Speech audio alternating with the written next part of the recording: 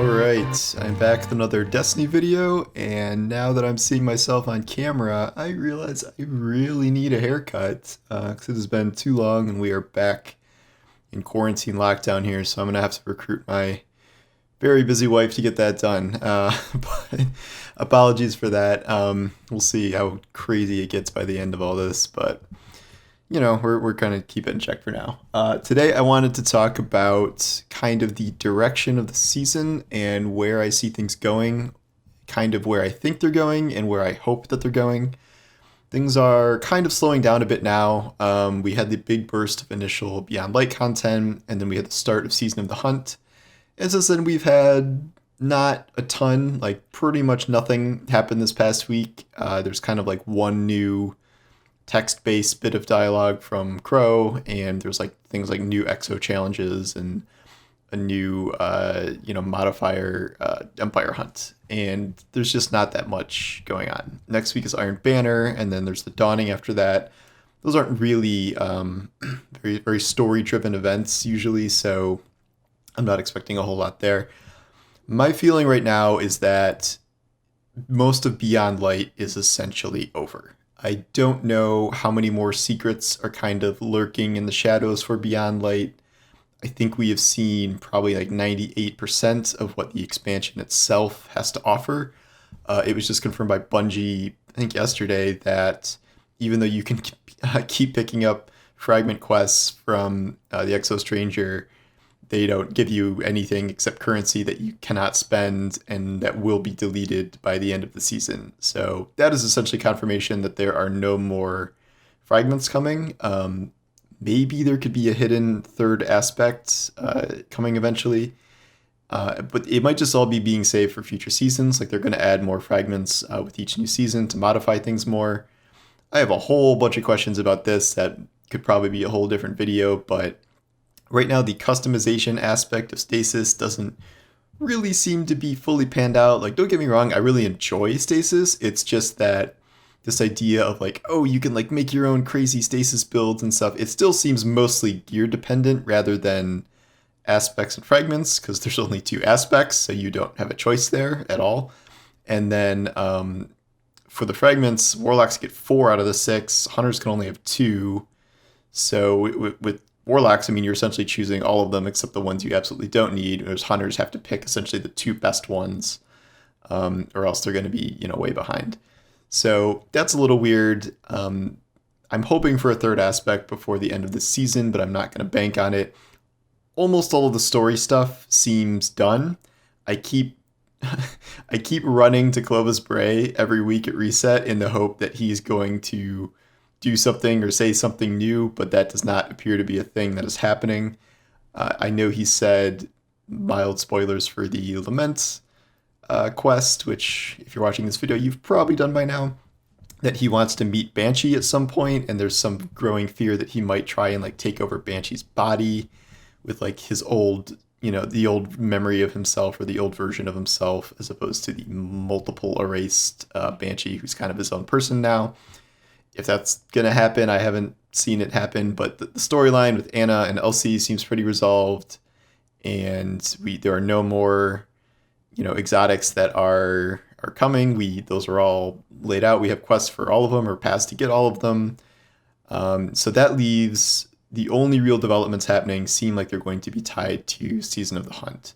And I think there's a reason that the season is sold separately other than just money, which is narratively, it does seem pretty distinct from Beyond Light, and now future story developments are probably going to be tied to Season of the Hunt, which will unfold how seasons usually do, with more things happening, as the weeks press on, rather than Beyond Light as an expansion itself giving out a lot more content as time goes on, because that's not generally how expansions have worked. Like, they're very heavily focused on the campaign itself, and then the raid is out, and all the exotic quests that we know about are out for that.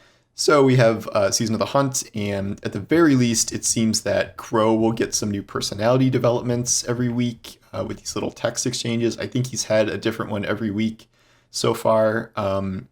You can kind of farm dialogue lines from Crow, where if you do enough hunts, like you might find him saying something new that you haven't heard before. I've done dozens of hunts at this point, and I every so often I'll run into a new bit of voice work from Crow or Osiris or Spider or Glint. There's a lot of those that they've recorded. The hunt itself, in terms of an activity, it seems like the only new thing that's going to happen with it is that we're going to go to do hunts in the Cosmodrome, and I know there's going to be Cabal-based hunts.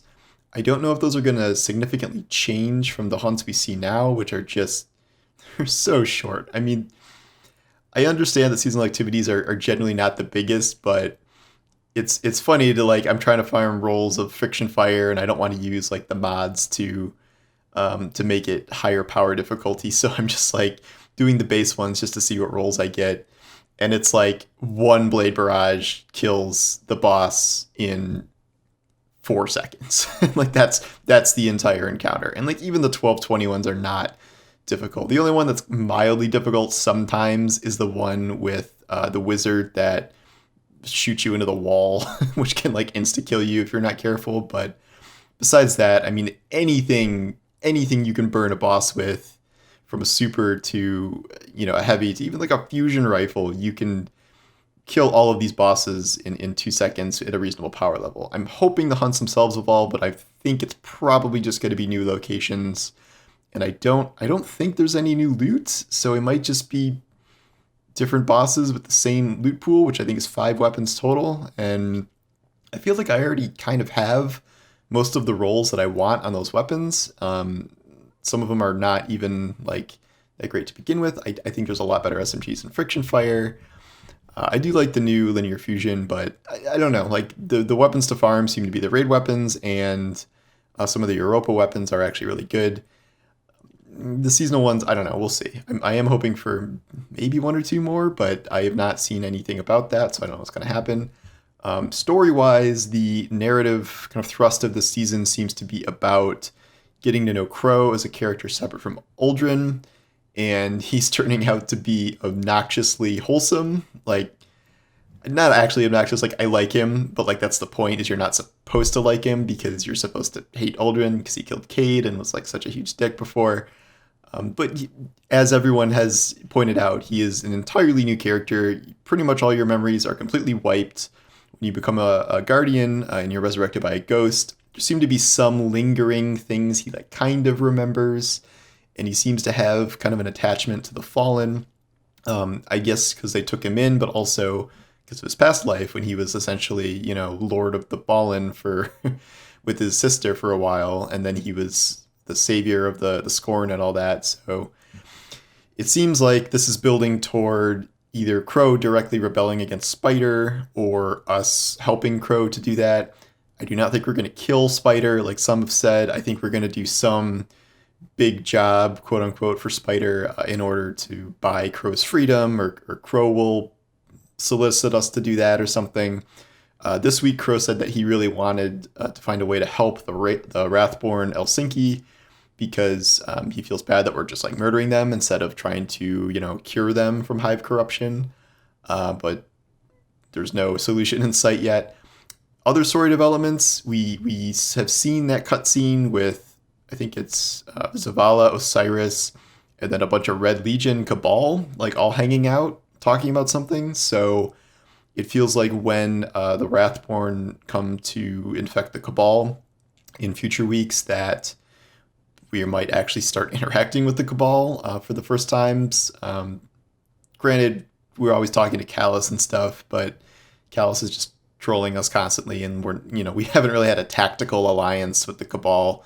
And we've been fighting the Red War Cabal specifically for a million years. So if that's what it looks like, and we're actually like kind of doing an alliance with them, that would be really interesting. I'm curious what becomes of that. And we know finally that one big quest coming up is the Hawkmoon quest. I assume this will be directly related to Crow. I do not know if it's going to be something as elaborate as like a secret 0-hour quest. It seems more likely to me that it might be more in the style of like a Thunderlord or a Bad Juju, where it's a quest, it's like a special quest, it has dialogue, it's pretty involved, but it's not like a secret quasi-dungeon thing. That does not seem likely to me. I do think that This will be directly tied to Crow because Hawkmoon feathers Crow. There's a Crow themed ornament for Hawkmoon. Like, I don't like this seems like something like he could give us personally, or like I found this exotic and thanks for helping me buy my freedom. Here's Hawkmoon or whatever. So to me, that seems like where this is going.